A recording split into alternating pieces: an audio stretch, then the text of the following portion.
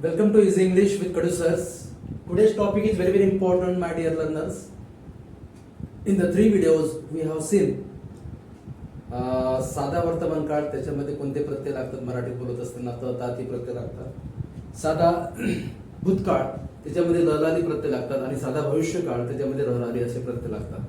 बरोबर आहे विद्यार्थी मित्रांनो? आपण बोलत असताना जनरली जसं आपण म्हणतो तू शाळेत जातो, म्हणजे यू गो टू स्कूल. तू शाळेत जात नाही का? प्रश्न म्हणजे निगेटिव्ह सेंटेन्स विचारतो आपण. तू शाळेत गेला नाही का? तू शाळेत केव्हा जातो? असे जे डिफरंट टाईप ऑफ क्वेश्चन आपण मराठीमध्ये बोलत असतो विद्यार्थी मित्रांनो, त्या दृष्टिकोनातून मराठीतले वाक्य इंग्रजीमध्ये टेन्सेसच्या सहाय्याने कसे कन्वर्ट करायचे तेच आपल्याला या व्हिडिओमध्ये आज शिकायचं आहे. ओके, जसं या ठिकाणी आता सेंटेन्सेस काही आपण घेतलेले आहेत. ओके, आणि एक व्हिडिओ आहे माझा पर्सनल प्रोनाउन्स, त्याच्यामध्ये एक वर्ब टाकलं तुम्ही की त्याच्यामध्ये जसं बोलत असताना आपण पर्सनल प्रोनाउन्सचे प्रोनाउन्स घेत असतो, त्याला सब्जेक्ट म्हणतो आपण, करता. ओके, जसं मी इंग्रजी बोलतो म्हणजे आय स्पीक इंग्लिश, आम्ही इंग्रजी बोलतो we speak English. V1 form वापरत आहे म्हणजे पूर्ण 7 सेंटेन्सेस येतील ते सिंपल प्रेझेंट टेन्सचे. मी इंग्रजी बोलतो आय स्पीक इंग्लिश, आम्ही इंग्रजी बोलतो वी स्पीक इंग्लिश. नंतर सेकंड पर्सन आहे याचं, तू किंवा तुम्ही, सिंग्युलर प्लुरल सारखंच आहे. तू इंग्रजी बोलतो यू स्पीक इंग्लिश. नंतर तो इंग्रजी बोलतो म्हणजे ही स्पीक इंग्लिश. नंतर ती इंग्रजी बोलते सी स्पीक्स इंग्लिश, आणि इट स्पीक इंग्लिश म्हणजे तो ती ते इंग्रजी बोलतात. हे ही मेल साठी वापरतो आपण, सी फिमेल साठी वापरतो, इट हे neutral gender non living thing. Okay sorry, आणि ॲनिमल साठी पण वापरतात इट. आणि या तिघांचं प्लुरल आहे दे स्पीक इन इंग्लिश. तर 7 सेंटेन्स बनवले मी या ठिकाणी. ओके, आणि पास्ट टेन्स मध्ये मग स्पीक द स्पोक, फ्युचर डे मध्ये. Okay, this is about the personal pronouns. तर आज आपल्याला काय शिकायचं आहे? साधा काळ जो आहे, प्रेझेंट, पास्ट आणि फ्युचर, त्याच्या आपल्याला काय करायचं आहे? नकारार्थी वाक्य तयार करायचे आहेत, निगेटिव्ह सेंटेन्स. जसं मी म्हणतो मी अभ्यास करतो, मी अभ्यास करत नाही. तू अभ्यास करतो का? तू जातो का? तू येतो का? म्हणजे निगेटिव्ह सेंटेन्स तयार करायचा आहे. नंतर प्रश्नार्थक, इंट्रॅगेटिव्ह सेंटेन्स जरा इंग्रजीत म्हणतो आपण, प्रश्नार्थक वाक्य तयार करायचं आहे इंग्रजीमध्ये. ओके, प्रश्नार्थक ते 2 टाईप आहेत, एक व्हर्बल टाईप, दुसरं WS type. Okay, WS type म्हणजे what is, what, when, where, whom, whose, why, how, like that. आणि व्हर्बल म्हणजे जे जसं this is a job, is this job, म्हणजे helping verb, to be verb पासून सुरू झालेला आहे, त्याला काय म्हणतो आपण? त्याला म्हणतो आपण व्हर्बल टाईपचा क्वेश्चन. एक त्याच्यामध्ये व्हर्बल निगेटिव्ह पण आहे. हा चॉक आहे का? बरोबर आहे, हा चॉक नाही का? Isn't it this chalk. Okay, isn't this chalk म्हणजे निगेटिव्ह सेंटेन्स. ओके, तर आपण सेंटेन्स कडे वळूया विदाउट डिले. बघा, तो शाळेत जातो, त लागलं शेवटी म्हणजे कोणता टेन्स आहे? हा टेन्स आहे simple present tense. Simple present टेन्सचा फॉर्म्युला माहित आहे आपल्याला काय? Subject plus V1 plus object. जातो म्हणजे V1 वापरणार, तो जातो म्हणजे ही. ओके, जातो गो, पण थर्ड पर्सन आहे, ही, सी, इट किंवा नाव एखादं असेल तर त्यावेळेस सिंपल प्रेझेंट टेन्स मध्ये मूळ क्रियापदाला यस किंवा ईएस असा प्रत्यय लागतो. तर गोचं रूपांतर मध्ये होईल goes. He goes to school. बघा, साधे उदाहरण घेतलेलं आहे आपल्याला. आपण साधे उदाहरण काय घेतो? रोज म्हणजे रिपिटेशन का घेतो या sentence? In order to understand, समजले पाहिजे. तो शाळेत जातो. ओके, नकारार्थी वाक्य तयार करायचं आहे. नकारार्थी वाक्यामध्ये प्रेझेंट टेन्सचं नकारार्थी वाक्य आपल्याला करायचं असेल, remember that this is the rule. आपल्याला सिंपल प्रेझेंट टेन्सचं नकारार्थी वाक्य करायचं असेल किंवा प्रश्न करायचा असेल व्हर्बल टाईपचं, तर त्यावेळेस you remember that use, do और डज. ओके, काय वापरायचं आहे? डू किंवा does. These helping verb you should use. Does केव्हा वापरायचं ते सांगतो. ही, सी आणि इट किंवा एखादं नाव असेल राम वगैरे, त्यावेळेस डेफिनेटली डज शब्द वापरायचा. किंवा निगेटिव्ह वाक्य तयार करत असताना आणि वर्बल टाईपचा प्रश्न पण तयार करत असताना डू किंवा डज वापरायचं. ओके, आता डू कुठं वापरायचं? डू वापरायचं या ठिकाणी आय, वी, यू आणि दे. ओके, एका व्हिडिओमध्ये हा चार्ट दिलेला आहे, अकॉर्डिंगली त्याचे सेंटेन्स पण घेतलेले आहेत, तो पण बघू शकता तुम्ही. First person I, we, second person you, third person मध्ये ही, सी, प्लुरल दे. तर हे दे, यू, आय, वी याच्यासोबत डू वापरायचं. त्याच्यापासून क्वेश्चन टाईप पण कसा करतात त्याचं पण दिलेलं आहे. तर आपल्याला कम टू द पॉइंट काय करायचं आहे? तो शाळेत जातो, ही गोज टू स्कूल. बरोबर आहे, गोचं गोज काय झालं? कारण थर्ड पर्सन आहे म्हणून. आता तो शाळेत जात नाही म्हणजे ही डू, परंतु थर्ड पर्सन असल्यामुळे काय वापरणार? डज. लक्षात? He does not go to school. He does not go to school. तो शाळेत जातो, तो शाळेत जात नाही. बरोबर आहे. त्याला इंग्रजी समजते म्हणजे ही अंडरस्टँड इंग्लिश. त्याला इंग्रजी समजत नाही, he does not understand English. Did you get it? Okay, मी होमवर्क करतो, I do my homework. Okay, मी माझे होमवर्क करत नाही, I don't do my homework. तो क्रिकेट खेळतो, ही प्लेज क्रिकेट. तो क्रिकेट खेळत नाही, he does not play cricket. तिला इंग्रजी समजते. Okay, she understand English. तिला इंग्रजी समजत नाही, she does not understand English. आई स्वयंपाक करते, मदर कुक्स. आई स्वयंपाक करत नाही, mother does not cook. You can take any sentence. Okay, फक्त डूडच वापरायचा आहे निगेटिव्ह आणि व्हर्बल टाईपचा क्वेश्चन करण्यासाठी. आता तो शाळेत जातो का? तो शाळेत जातो का? तर व्हर्बलच्या टाईप मध्ये सुरुवात डू पासून, पण थर्ड पर्सन आहे म्हणून येस प्रत्यय लागेल. Does he go to school. Does he go to school. Okay, does he go to school. तो शाळेत जातो का? तो पाणी पितो का? Does he drink water. तो अभ्यास करतो का? Does he study. ती शाळेत जाते का? Does he go to school. आई स्वयंपाक करते का? Does mother cook. ओके, तो आंघोळ करतो का? Does he bath. तो झोपतो का? Does he sleep. ओके, तू झोपतो का? Do you sleep. तुम्ही खेळता का? Do we play.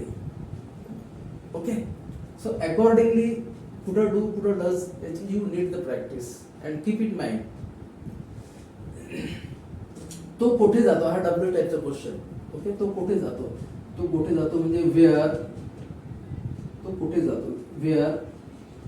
Wear does he go. Okay, where does he go. तो कुठे जातो? ओके, हे तुमच्या लक्षात आलं असेल. आणि सिंपल ट्रिक सांगायची म्हणजे हे जे काही मराठीतले पण वाक्य आपण निगेटिव्ह मध्ये केले त्याच्यामध्ये त, ता, ती प्रत्यय तुम्हाला दिसत असतील. बघा, इथं जातो आलं तर, इथं नकारार्थीमध्ये जात नाही. इथं जातो का? इथं तो कुठे जातो?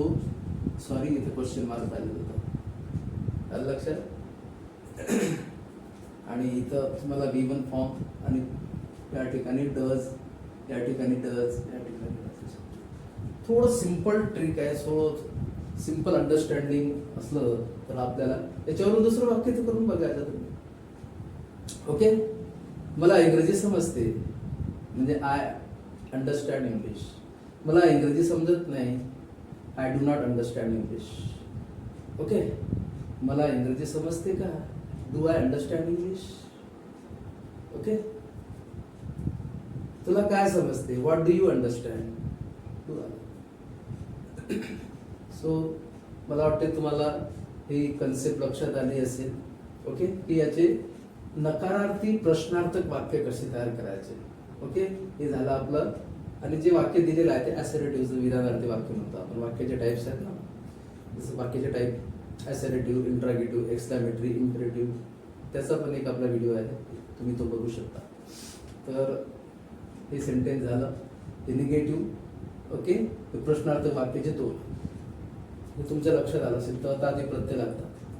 आता दुसरा आहे पास्ट टेन्स. पास्ट टेन्स मध्ये तुम्हाला माहित आहे, सिंपल पास्ट टेन्स मध्ये subject plus V2 plus object. त्याच्यामध्ये कोणते प्रत्यय लागतात? ल ला आली बघा, ल ल ल ल.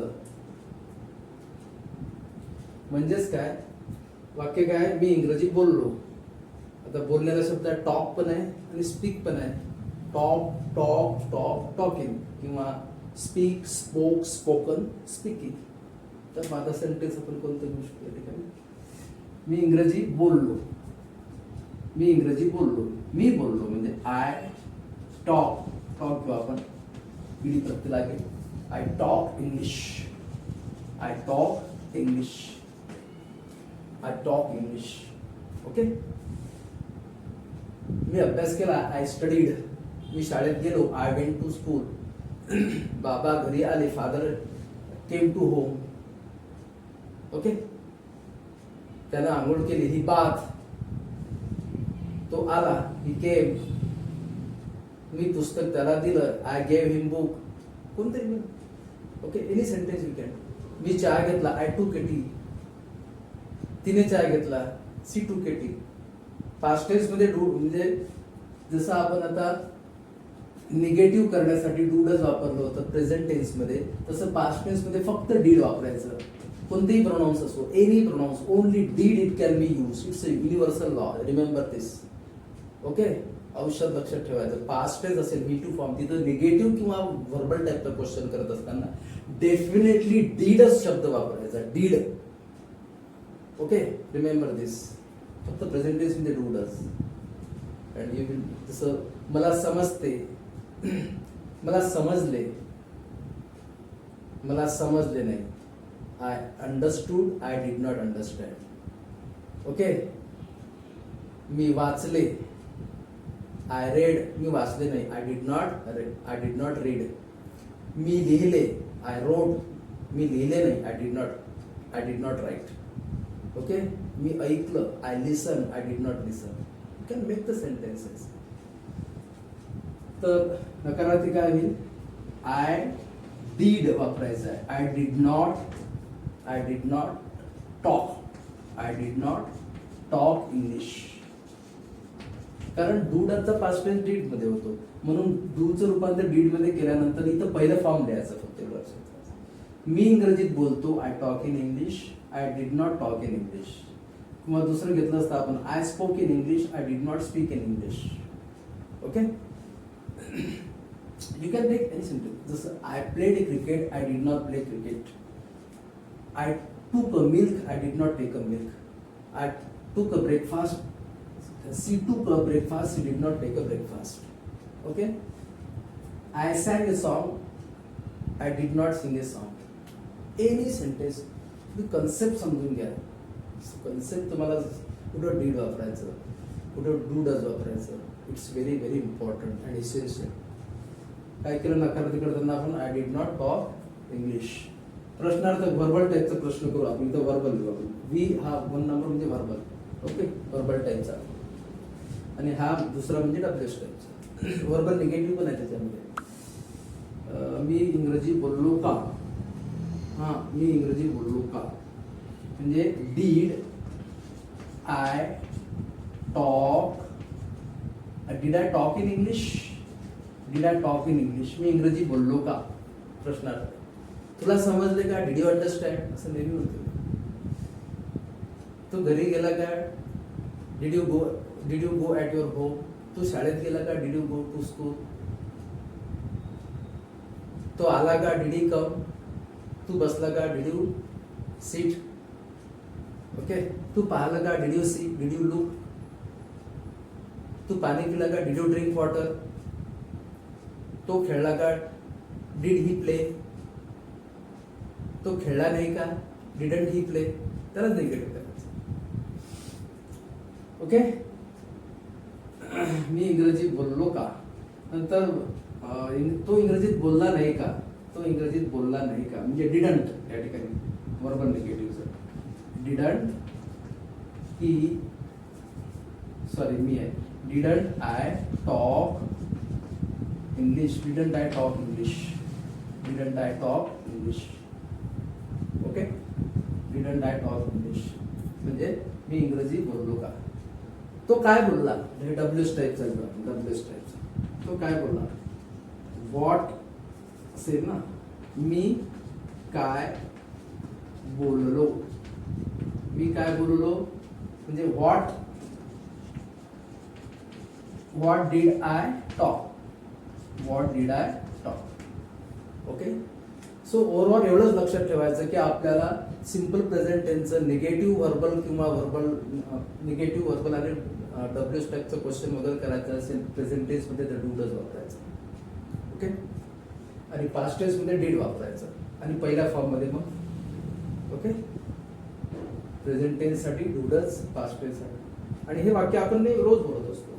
बघून तू म्हणतो आज जसं तू शाळेत गेला नाही का, तू शाळेत गेला नाही का, गेला ल आला, didn't you go to school. तू अभ्यास केला नाही का, डिडंट यू स्टडी. तो आला नाही का, डिडंट ही कम. तो झोपला नाही का, डिडंट ही स्लीप. तो झोपत नाही का, तो झोपत नाही का, झोपत आला, डझंट ही, डझंट ही. तिला समजत नाही का, डझंट सी अंडरस्टँड. ओके. आलं की बिलकुल V1 फॉर्म मध्ये डूडच निगेटिव्ह वर्बल करताना, आणि पास्ट टेन्स मध्ये डीड वापरायचं. फक्त सिम्पल टेन्सेस हे थोडे आपल्याला अंडरस्टँड करायला. बाकी कंटिन्युअस टेन्स आणि perfect tense they are very easy. So you understand this concept, it's very very important. Okay. आणि एक फ्युचर टेन्सची एक कन्सेप्ट आपल्याला आली. ओके. हे समजलं असेल तुम्हाला. आणि याच्यावरून सेंटेन्सेस तयार करा. Okay. And you will be your own English teacher. ही जी कन्सेप्ट तुमच्या लक्षात आली तर तुम्ही स्वतः इंग्रजीचे शिक्षक स्वतः बना. फक्त वर्क फॉर्म पाहिजे, त्याचे वेगवेगळे फॉर्म लक्षात पाहिजेत आपल्या. बरोबर आहे. ओके. जसं प्ले खेळतो, प्लेड खेळला, प्लेड खेळलेला, प्लेइंग खेळतो. तर फ्युचर टेन्स मध्ये एक वाक्य घेऊ आपण, म्हणजे लक्षात येईल. फ्युचर टेन्स मध्ये जसं फ्युचर टेन्स माहिती आपल्याला रडारी करते लागताना formula subject plus shall be plus V1. तर फ्युचर टेन्स मध्ये तो किंवा मी पुस्तक, मी पुस्तक देणार. ओके. त्याचं निगेटिव्ह वर्बल आणि डब्ल्यूएस टाईप. ओके. मी पुस्तक देणार म्हणजे कसं येईल, मी देणार. ओके. म्हणजे आय शॅल, देणारला शब्द give a book, I shall give a book. पुस्तक देणार. त्याचं निगेटिव्ह मी, मराठीत पण, मी पुस्तक देणार नाही. मी पुस्तक देणार नाही असं म्हणतो आपण. मी शाळेत येणार नाही म्हणजे I shall not come to school, I will not come to school. I shall not give a book. Okay. नंतर मी पुस्तक देणार का, प्रश्नार्थ चिन्ह. मी पुस्तक देणार का, मी पुस्तक देणार का. तर या ठिकाणी shall, shall I give a book आणि प्रश्नार्थ चिन्ह. नंतर मी काय देणार. ओके. तर काय देणार म्हणजे what shall I give. Okay, उदाहरण आणखी घेतली असते आपण, पण व्हिडिओ थोडा लॉंग होईल आणि it will not be affordable for you. कारण शॉर्टमध्ये एका एक्झाम्पल करून आपण उदाहरणं घेतली आहेत. एक उदाहरण घेऊन जसं तुम्ही उदाहरणं बाकीचे सोडवू शकता.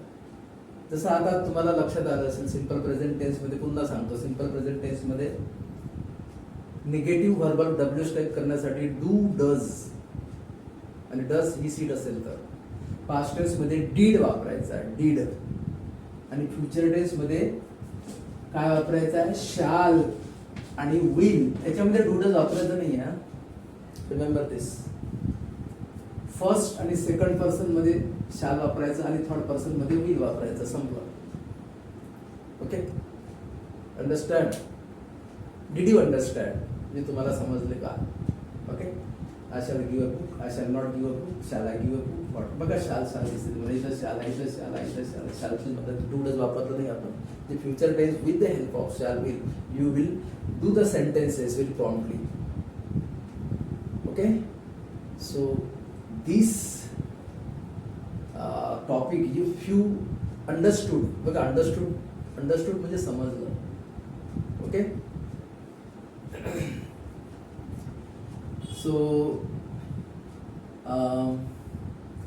जसं तो चहा घेणार म्हणजे ही विल टेक टी. तो चहा घेणार नाही, he will not take a tea. तो चहा घेणार का, will he take a tea. तो काय घेणार, what will he take. So this is lecture is very important to speak in English, to talk in English.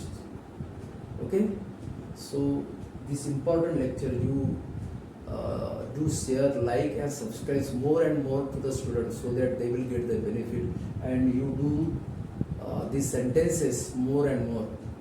मराठीमध्ये समजून घ्यायचं आणि त्याचं इंग्रजी सेंटेन्स कसं करायचं.